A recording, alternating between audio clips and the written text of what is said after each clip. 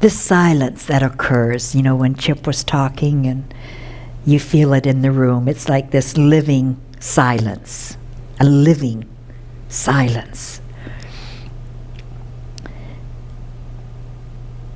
Evidence. And I remember, I think it was a couple of schools ago where Chip and I were sitting together and the silence was carrying on, and I felt moved to say thank you to the audience for holding the silence.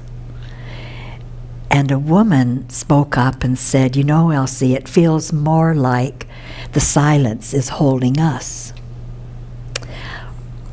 Boom. Honestly, I'll never forget that. I'll never forget that for the rest of my life, because that's it. Like, the silence holds us. And I love that.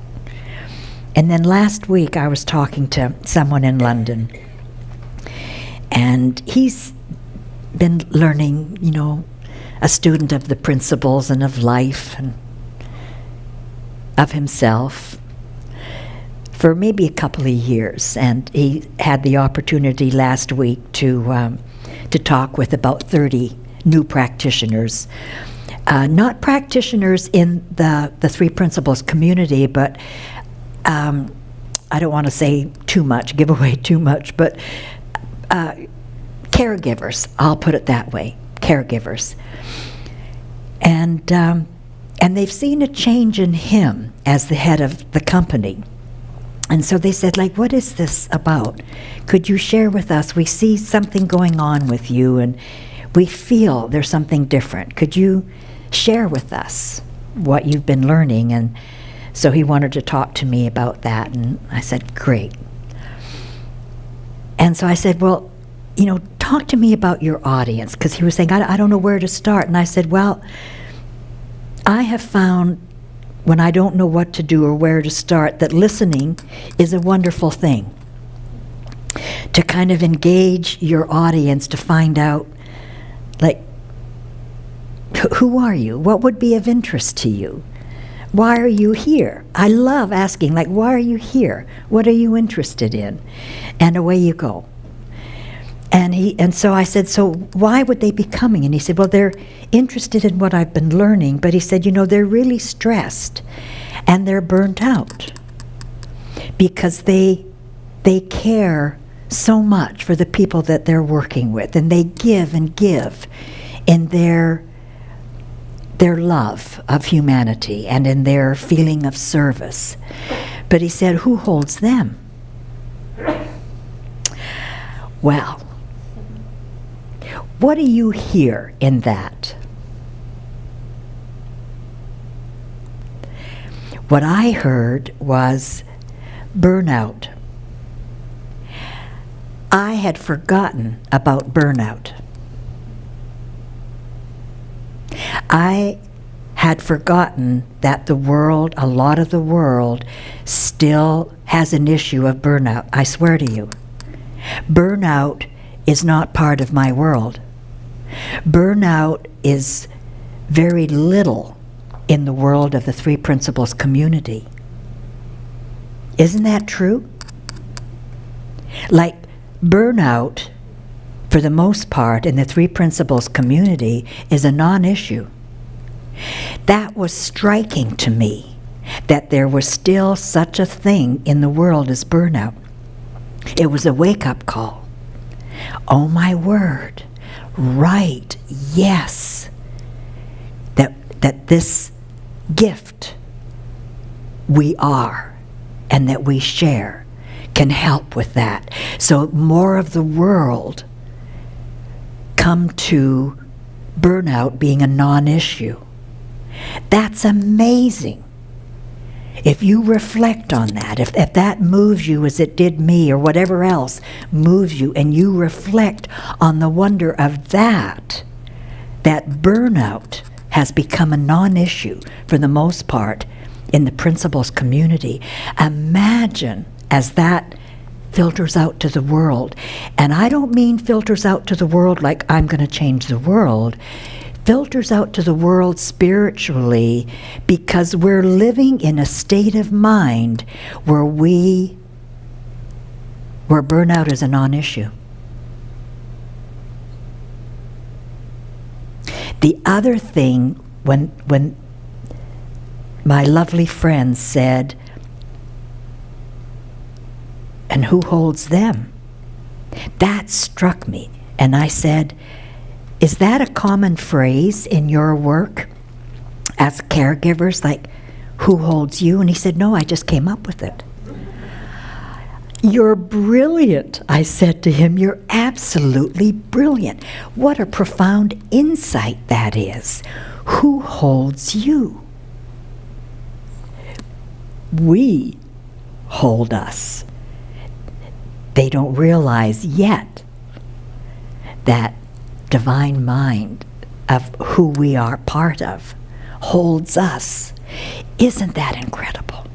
He just lit up. He just lit up. He said, "My talk is a done deal." He said, "My talk is a done deal."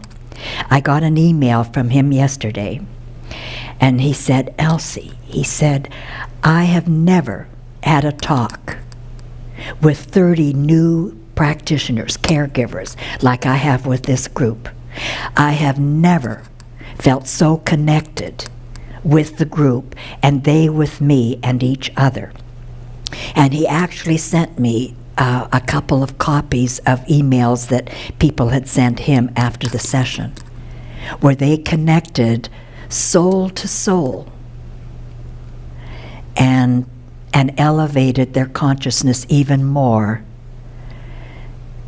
to begin to realize that they hold themselves tenderly, that they are their caregivers, and then they care for the world.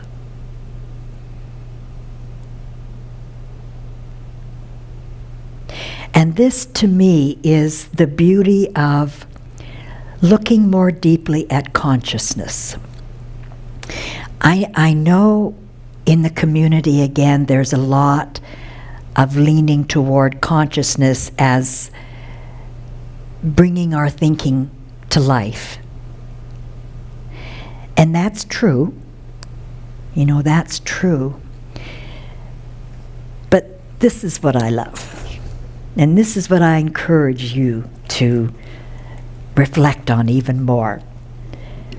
Pure soul and pure consciousness can only temporarily be separated by the erroneous thoughts of humanity, because soul and consciousness are one and the same. Soul and consciousness are one and the same. That, to me, again, chicken skin.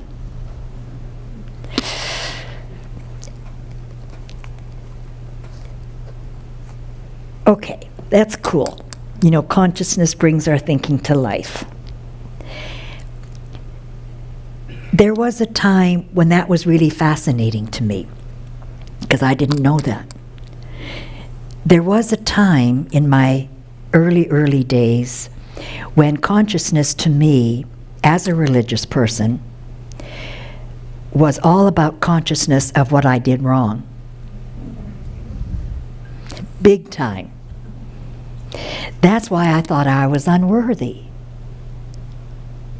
because I was taught I was unworthy. By what? By the focus on what I did wrong. I realize now for a long time that that was done in innocence. But it was very damaging. Very, very damaging to me. That was the only reality I saw. Therefore, I judged myself. I judged others. I felt unworthy. When Sid said to Ken and I, 3 days after his experience, I realized what God is. And he leaned forward and he looked directly at me and he said, "It's not what you think it is. whoa. That was too much for me. My eyes skittered all over the place. Where could I look? Where could I look? So consciousness has many, many levels, many, many different meanings. And then I learned from Sid, it's consciousness of who we are on the inside. Consciousness of our existence, he says.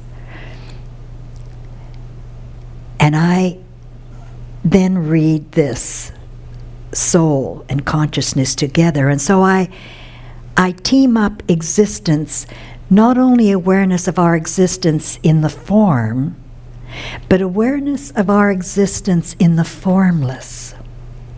That now is what is